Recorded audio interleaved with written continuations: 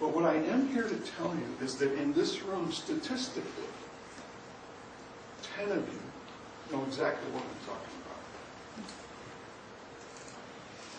If someone had come to my youth group and said, you know what, you don't have to keep this a secret,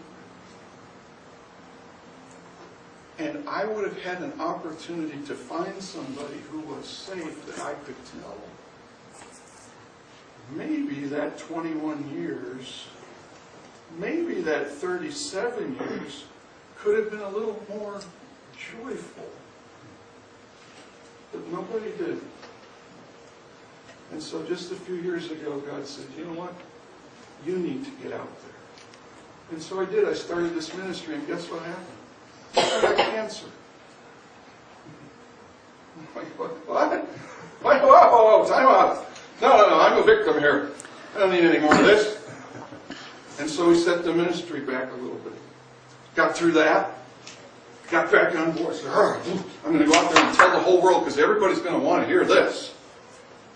And nobody wanted to listen to me. Nobody invited me to come. You're only the fourth youth group in a church like this that I've spoken to in 5 years. You know why? Nobody wants to talk about it. It's a very dark secret, isn't it? And why don't we talk about it? Is because it is filled with shame. And shame not because I stole the Butterfinger and I feel real bad. That's called guilt, and that's a good thing. Don't steal Butterfingers. Shame is different.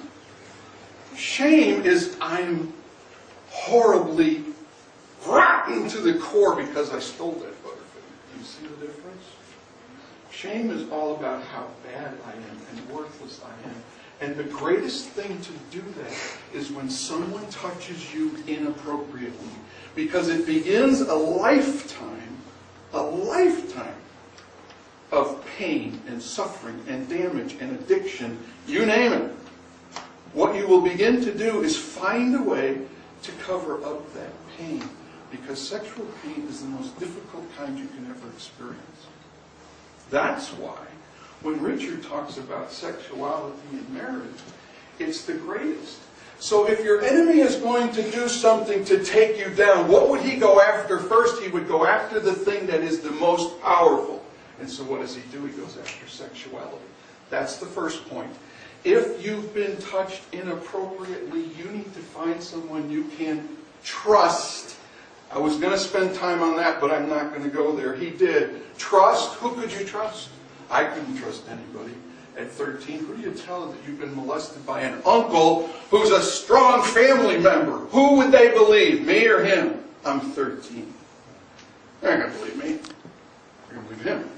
So, okay, wipes him out. Talk to a pastor at a church. You're not going to believe what happened to me. Really? Are you making this up? He's your uncle. He wouldn't do something like that. Okay, I can't tell him. Do you tell your friends? When you're 13, you're going to tell your friend that a man... Whoa, ain't going there. And so at 13, I shut it down.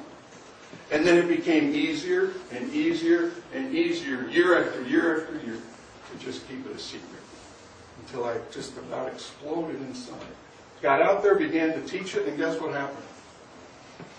I had a heart attack.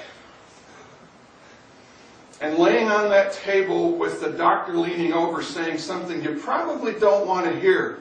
We've called your family. They're trying to get her as quickly as possible because, well, we're just not sure, Mr. Harbeck. Thank you very much. Thank you, doctor. I'm looking for Thank you. Are you telling me I'm dying? It's a good possibility. Wait a minute, God, you called me to go out there and share this, and now I'm going to die, and nobody's going to hear. I don't get this whole thing. And so, incredibly, miraculously, a series of circumstances. I got a stint. I'm standing here talking to you, and I'm as healthy as can be. And I've committed the rest of my life to doing exactly what I'm doing right now, because I don't want one of you, see now none of you have an excuse. You don't get 10,000 church services and youth groups to say you didn't hear that there was a chance for hope if you told somebody.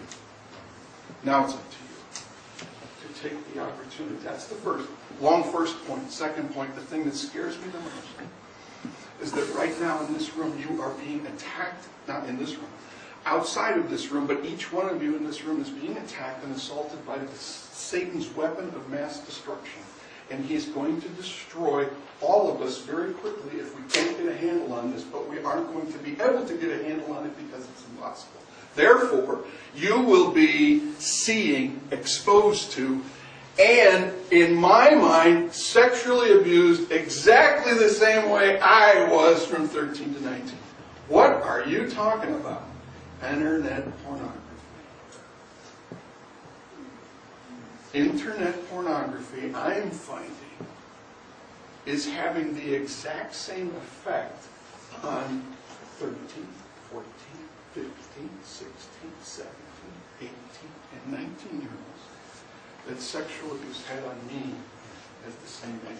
That can't be. How can you say that? We're just looking at it. We just saw it by accident. We don't really watch it all the time. I have 4 boys that meet with me. I teach juniors and seniors in high school. I have 5 boys, 4 boys that meet with me every week. We secretly meet because they don't want anyone to know that they have been addicted for 8 years. You hear what I just said? I have 4 boys that are 17, 16, 17, and 18, and they've been addicted, and when they tell me what they do, they're addicted. 4 hours a day is addicted. And you know what? They're 18 years old, and they're exhausted. Like I'm exhausted, but I'm 56. I have an excuse. I'm an old guy who doesn't exercise. What's their excuse? Keeping the secret. They are trying and they can't do it anymore because what we have learned about internet pornography is it releases chemicals in the brain that are more powerful than methamphetamine, heroin, cocaine combined. God designed dopamine in the brain to stimulate us to get an understanding of what euphoria is, and that euphoria was designed by God for us to get an understanding of who He is. But, as Richard so brilliantly said, it's only for marriage. And yet, if you take that same behavior with the internet, it releases the same chemicals, only at the conclusion of that release is not the person that you were designed to be with, but there's a TV screen. How do you get intimate with a TV screen? You don't. And so what begins to happen is that the high from the dopamine goes down. You go through a whole series of guilt. I feel horrible, disgusting, dirty. And then the dopamine goes away and it starts all over again. And it goes around and around and around and you've become a hamster. Running and running and running and not getting anywhere but shame. That's point number 2. What do you do about it? You tell somebody that you trust within this community. You email me if you want. You can have my website. You can look at anything you want. You read my book. It's yours. Take one. You don't have to pay me anything. It's a gift. Okay? Nobody buys sexual abuse books anyway. So don't worry about it. But somewhere down the line, whether it's today, tomorrow, the next day, you're going to remember. Some of you are going to say, I got to talk to somebody about this.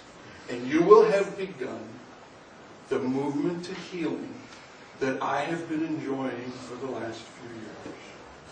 I have 6 of the most beautiful grandchildren in the world, 37 years of marriage.